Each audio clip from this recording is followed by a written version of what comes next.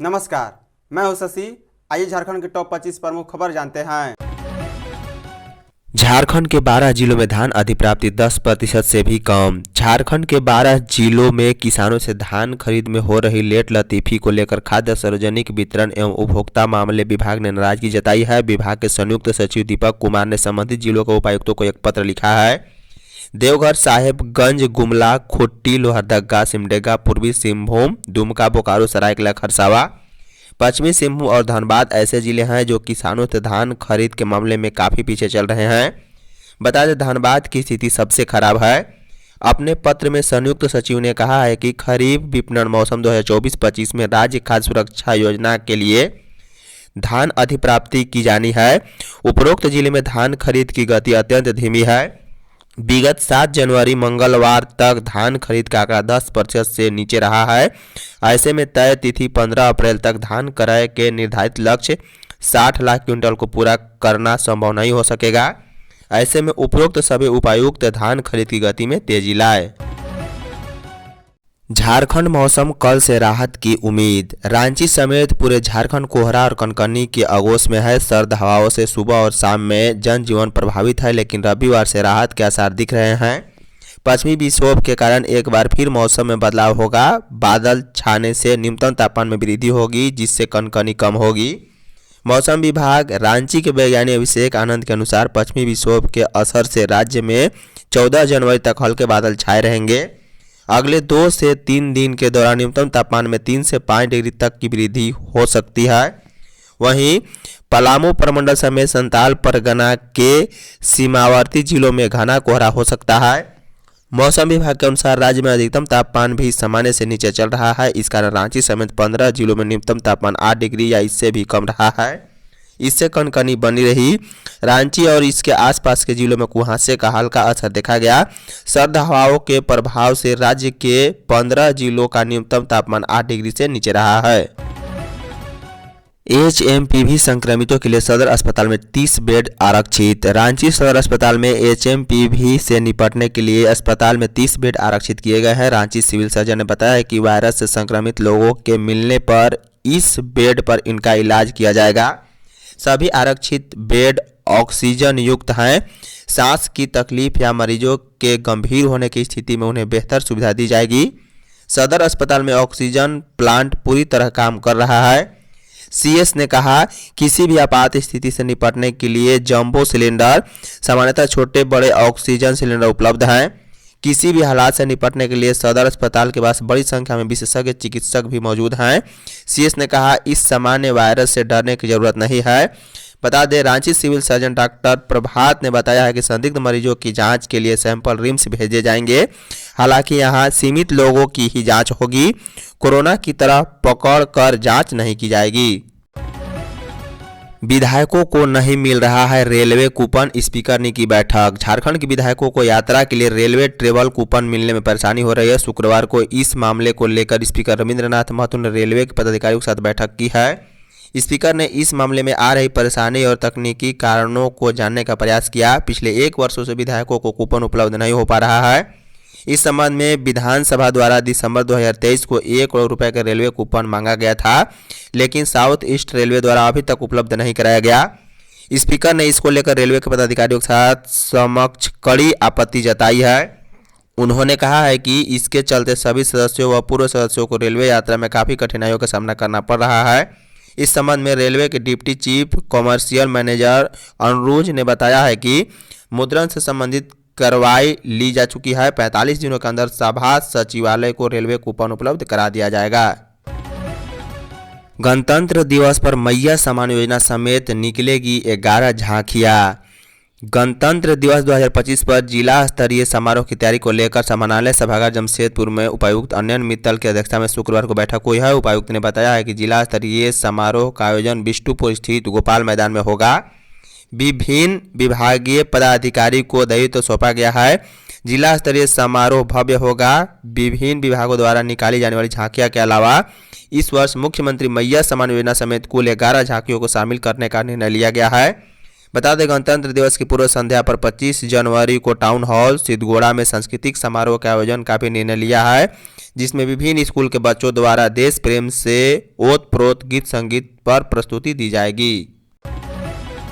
गिरिडीह में पैसा नहीं मिलने से महिलाओं का हंगामा। गिरिडीह के जमुआ प्रखंड की कई महिलाओं को मैया सम्मान योजना का लाभ नहीं मिला है, इससे उनमें काफ़ी आक्रोश है। जनवरी माह में 2500 रुपये महिलाओं के खाते में आने लगे तो वंचित महिलाएं घर का काम छोड़कर ब्लॉक का चक्कर लगाने लगी। इस दौरान शुक्रवार को जमुआ प्रखंड मुख्यालय के सामाजिक सुरक्षा कार्यालय में सैकड़ों महिलाएं हाथ में आधार कार्ड, पासबुक और मैया योजना की ऑनलाइन कॉपी लेकर खड़ी थी। इस दौरान महिलाओं ने हंगामा भी किया। उन्होंने कर्मियों पर भेदभाव का आरोप लगाया है। बता दें बालूमाथ 30 किलोमीटर दूर है, घर में बच्चों को छोड़कर यहां आए हैं। ब्लॉक से मैया योजना की राशि मेरे खाते में आज तक क्यों नहीं आए, यह बात कोई अधिकारी बताने को तैयार नहीं है। वहीं कई महिलाओं को अभी तक एक भी पैसा नहीं मिला है। कड़ाके की ठंड में संचालित हो रहे हैं कई निजी स्कूल। शीतलहर व कड़ाके की ठंड को देखते हुए राज्य सरकार ने 8वीं तक की कक्षाएं बंद रखने का आदेश दिया है। आदेश के अनुसार 13 जनवरी तक 8वीं तक की कक्षाएं बंद रहनी है, पर कुछ निजी स्कूल संचालक सरकारी आदेश को धत्ता बताकर स्कूल का संचालन कर रहे हैं। इस समय प्रखंड में कड़ाके की ठंड पड़ रही है। न्यूनतम तापमान 6 डिग्री सेल्सियस तक पहुँच गया है। ठंड की वजह से लोगों का घर से निकलना भी मुश्किल हो गया है। शीतलहरी व कड़ाके की ठंड को देखते हुए प्रखंड के सभी सरकारी व निजी शिक्षण संस्थानों में 31 दिसंबर से 13 जनवरी तक शीतकालीन अवकाश घोषित किया गया है, लेकिन कुछ निजी स्कूल इस आदेश का कोई असर नहीं दिख रहा। तोपचांची झील जल्द बनेगा आकर्षक पर्यटन स्थल, सीएम हेमंत। मुख्यमंत्री हेमंत सोरेन ने कहा है कि झारखंड में पर्यटन की अपार संभावनाएं विद्यमान है। राज्य सरकार धनबाद जिला स्थित तोपचांची झील को एक आकर्षक पर्यटन स्थल के रूप में विकसित करने के लिए बेहतर कार्ययोजना के साथ आगे बढ़ रही है। मुख्यमंत्री के समक्ष शुक्रवार को कांके रोड रांची स्थित आवासीय कार्यालय में अधिकारियों ने तोपचांची झील को पर्यटन स्थल के रूप में विकसित किए जाने संबंधित कार्ययोजना का पीपीटी प्रेजेंटेशन रखा है। सीएम ने कहा है कि तोपचांची लेक का पर्यावरण के अनुरूप सौंदर्यीकरण कराकर एक बेहतरीन पर्यटन स्थल के रूप में पहचान देना राज्य सरकार की प्राथमिकता है। सीएम ने कहा है कि झारखंड प्रकृति की आंचल में बसा राज्य है। यह राज्य जंगलों, पहाड़ियों और नदियों से घिरा है। इस राज्य की खूबसूरती से देश एवं दुनिया के लोग परिचित हो, इस निमित्त टूरिज्म की संभावनाओं पर विशेष कार्य किया जा रहा है। धनबाद में झड़प की जांच का आदेश। मुख्यमंत्री हेमंत सोरेन ने धनबाद जिले के मधुबन थाना क्षेत्र में 2 गुटों में हुई झड़प की जांच के आदेश दिए हैं। उन्होंने कहा है कि दोषियों के खिलाफ कड़ी कार्रवाई की जाएगी। सीएम ने झड़प में घायल बाघमारा के अनुमंडल पुलिस पदाधिकारी पुरुषोत्तम कुमार सिंह के पिता अशोक सिंह से वीडियो कॉल व्हाट्सएप पर बात की और उनके इलाज से संबंधित जानकारी ली। उन्होंने घायल एसडीपीओ को शीघ्र स्वस्थ होने की कामना की है। मुख्यमंत्री हेमंत सोरेन ने कहा है कि इस घटना को लेकर राज्य सरकार आपके परिवार के साथ पूरी संवेदनशीलता के साथ खड़ी है। उनके इलाज को लेकर जो भी सहयोग की जरूरत होगी राज्य सरकार उपलब्ध कराएगी। अगर जरूरत पड़े तो एयरलिफ्ट कर बेहतर जगह भेजने के लिए भी सरकार तैयार है। सरकार हॉस्पिटल के मैनेजमेंट से बात करेगी। लोहरदगा से आतंकी शहबाज अंसारी अरेस्ट। लोहरदगा जिले के सेन्हा थाना क्षेत्र की चितरी अम्बा टोली से दिल्ली की स्पेशल टीम ने आतंकी शहबाज अंसारी को गिरफ्तार कर लिया है और उसे दिल्ली ले गई है। वह रांची के चान्हो का रहने वाला है। यहां छिप कर रह रहा था। आतंकवादी संगठन से जुड़ाव होने की पुष्टि के बाद से वह फरार चल रहा था। दिल्ली के स्पेशल टीम को उसकी तलाश थी। लोहरदगा की सेना पुलिस के सहयोग से उसकी गिरफ्तारी की गई। बता दें रांची जिले के चान्हो थाना क्षेत्र के चान्हो गांव के रहने वाला खलील अंसारी के पुत्र शहबाज अंसारी को आतंकवादी संगठन से जुड़े होने की सूचना पर दिल्ली पुलिस की स्पेशल टीम की तलाश कर रही थी, लेकिन वह छिपता फिर रहा था। आतंकवादी शहबाज अंसारी वर्तमान में लोहरदगा जिले के सेन्हा थाना क्षेत्र के चितरी अम्बा टोली में 4 दिन पहले से अपने साढ़ू जमीन अंसारी के घर में छिपकर रह रहा था। आईटी टावर से बढ़ेगी तकनीकी आत्मनिर्भरता, सीएम हेमंत। मुख्यमंत्री हेमंत सोरेन ने झारखंड को तकनीकी रूप से समृद्ध करने की दिशा में एक और महत्वपूर्ण कदम उठाया है। रांची के नामकुम का आईटी टावर झारखंड को डिजिटल युग में नई ऊंचाइयों पर ले जाने के लिए तैयार है। यह अत्याधुनिक आईटी टावर न केवल झारखंड की तकनीकी प्रगति को प्रदर्शित करता है, बल्कि राज्य के युवाओं के लिए रोजगार के नए अवसर भी प्रदान करेगा। मुख्यमंत्री ने इस परियोजना की प्रशंसा करते हुए कहा है कि आईटी टावर झारखंड के युवाओं के लिए कौशल विकास और रोजगार का नया द्वार खोलेगा। यह राज्य को तकनीकी और औद्योगिक क्षेत्र में अग्रणी बनाने में मदद करेगा। बता दें आईटी टावर को झारखंड औद्योगिक क्षेत्र विकास प्राधिकरण की देखरेख में विकसित किया गया है। यह तकनीकी और डिजिटल व्यवसायों के लिए एक प्रमुख केंद्र के रूप में कार्य करेगा। इसकी संरचना G+5 फ्लोर की है और क्षेत्रफल लगभग 40,000 वर्ग फीट का है। पूर्व मुख्यमंत्री रघुवर दास भाजपा में हुए शामिल। झारखंड के पूर्व सीएम और उड़ीसा के पूर्व राज्यपाल रघुवर दास शुक्रवार 10 जनवरी 2025 को वी विल कम बैक के नारे के साथ भारतीय जनता पार्टी में शामिल हो गए हैं। बीजेपी की सदस्यता लेने के बाद वह प्रेस कॉन्फ्रेंस को भी संबोधित करेंगे। बता दें कार्यक्रम में झारखंड भाजपा के प्रदेश अध्यक्ष और राज्य के प्रथम मुख्यमंत्री बाबूलाल मरांडी, बीजेपी के कार्यकारी अध्यक्ष डॉक्टर रविंद्र कुमार राय, क्षेत्रीय संगठन महामंत्री नागेंद्र त्रिपाठी, प्रदेश संगठन महामंत्री करमवीर सिंह और प्रदेश सदस्यता प्रभारी राकेश प्रसाद मौजूद रहे। वहीं रघुवर दास 31 अक्टूबर 2023 से 2 जनवरी 2025 तक उड़ीसा के राज्यपाल रहे हैं। वह उड़ीसा के 26वें राज्यपाल बने रहे थे। उड़ीसा के राज्यपाल पद की शपथ लेने से पहले उन्होंने बीजेपी की प्राथमिक सदस्यता से इस्तीफा दे दिया था। SGFI अंडर 14 एथलेटिक्स प्रतियोगिता आज से। झारखंड स्कूल शिक्षा एवं साक्षरता विभाग की मेजबानी में SGFI नेशनल एथलेटिक्स प्रतियोगिता के अंडर 19 इवेंट का आयोजन किया गया था। वहीं शनिवार से अंडर 14 एथलेटिक्स प्रतियोगिता का आयोजन मोराबादी के बिरसा मुंडा फुटबॉल स्टेडियम में किया जाएगा। इस प्रतियोगिता में देश भर से 944 खिलाड़ी शामिल होंगे। विभाग की ओर से इसकी तैयारी पूरी हो चुकी है। 11 से 14 जनवरी तक होने वाली इस प्रतियोगिता का उद्घाटन 2 बजे रांची के DC मंजूनाथ बंत्री करेंगे। वहीं इस प्रतियोगिता में शामिल होने के लिए 31 टीमों के लगभग 900 एथलीट रांची पहुंच चुके हैं। खिलाड़ियों के रहने की व्यवस्था होटलों में की गई है। प्रतियोगिता में अलग अलग इवेंट का आयोजन किया जा रहा है। रिटायर खिलाड़ी भाजपा के पिच पर बैटिंग करने आए सुप्रियो भट्टाचार्य। झारखंड मुक्ति मोर्चा के केंद्रीय महासचिव और प्रवक्ता सुप्रियो भट्टाचार्य ने सभी को विश्व हिंदी दिवस की शुभकामनाएं दी है। उन्होंने पूर्व मुख्यमंत्री रघुवर दास की राजनीति में वापसी पर तंज कसते हुए कहा है कि राज्य में रिटायर खिलाड़ी भाजपा के पिच पर बैटिंग करने आए हैं।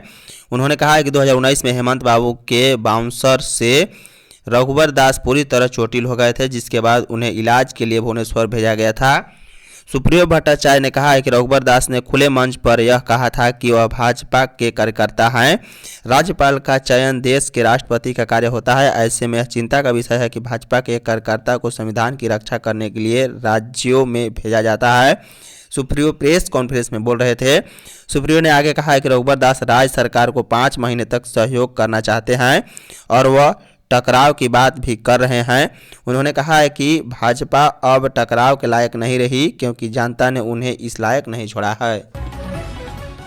मकर संक्रांति 14 जनवरी को। इस साल मकर संक्रांति का पर्व मंगलवार 14 जनवरी को मनाया जाएगा। 3 साल बाद 14 जनवरी को मकर संक्रांति का संयोग बन रहा है।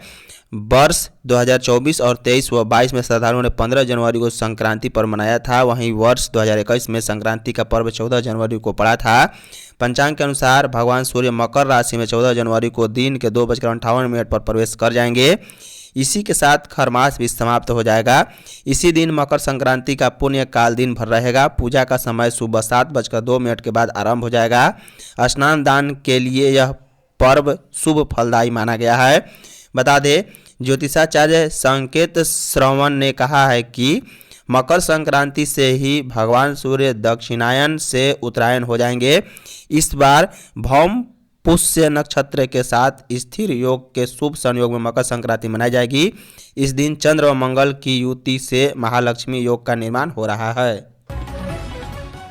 खरमास बाद झारखंड में चलेगा ऑपरेशन इरफान। मंत्री डॉक्टर इरफान अंसारी शुक्रवार को मधुपुर के खलासी मोहल्ला स्थित पैतृक आवास पहुंचे। मधुपुर से जामताड़ा जाने के दौरान उन्होंने शहर के कुंडो बंगला मोड़ पर अपने पुराने मित्रों से रुककर कुछ क्षण के लिए पुरानी भूली बिसरी बातों को याद की। मंत्री इरफान अंसारी ने उनके साथ चाय की चुस्की ली है। मंत्री डॉक्टर इरफान अंसारी ने पत्रकारों से बात करते हुए कहा है कि झारखंड में स्वास्थ्य विभाग का कार्यकलाप होगा। खरमास के बाद वे ऑपरेशन इरफान चलाएंगे। इससे वे झारखंड के विभिन्न सरकारी व निजी अस्पतालों का औचक निरीक्षण कर वहां की स्थिति का जायजा लेंगे। मंत्री वहां की समस्याओं को दूर करेंगे और अगर वहां किसी भी प्रकार की अव्यवस्था पाई जाती है तो उस पर कड़ी कार्रवाई करेंगे। धन्यवाद।